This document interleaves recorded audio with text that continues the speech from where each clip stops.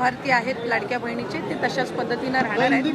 विरोधक सुरुवातीपासून त्या संबंधितला जो आरोप त्यांच्याकडून केला जातोय त्यांच्या खऱ्या अर्थानं नेहमीच सुरूनच त्यांना ही योजना खुपते आणि आत्ता तर ज्या पद्धतीनं महिलांचा प्रतिसाद गेल्या 5-6 महिन्यापासून मिळत आलेला आहे त्यातून तर विरोधकांमध्ये एक नैराश्य या योजनेच्या संदर्भामध्ये पसरलेलं आहे आणि तेच ते बहिणींच्या मध्ये पसरवण्याचा प्रयत्न करतायत।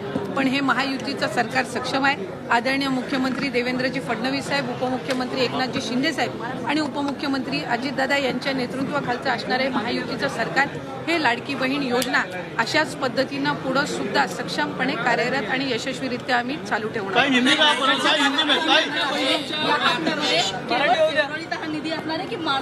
फेब्रुवारी महिन्याचा जो हप्ता आहे तो आपण महिला दिनाच्या पूर्वसंध्येला आपण महिलांच्या खात्यामध्ये जमा करणार आहोत आणि मार्च महिन्याचा जो हप्ता आहे तो अधिवेशनाच्या कालावधीमध्ये आपलं अर्थसंकल्पीय बजेट आहे आणि ते झाल्यानंतर ज्या वेळेला विभागाच्या वतीने उपलब्ध केलं जाईल त्यावेळेला तो हप्ता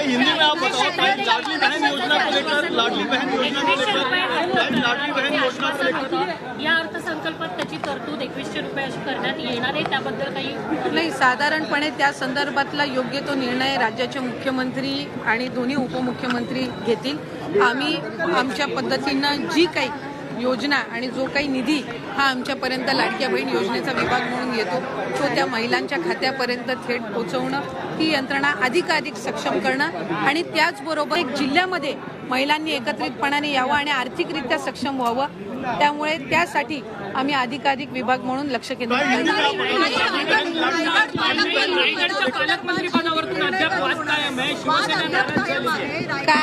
काल सन्माननीय मुख्यमंत्री देवेंद्र फडणवीस साहेब हे त्या ठिकाणी रायगड जिल्ह्यामध्ये होते। त्यांनी सांगितलेलं आहे की रायगड जिल्ह्याचं पालकमंत्री पद त्या संदर्भामध्ये योग्य तो निर्णय होईल आणि सध्या त्याचं पालकत्व जे आहेत ते राज्याचे मुख्यमंत्री आणि दोन्ही उपमुख्यमंत्री करत आहेत।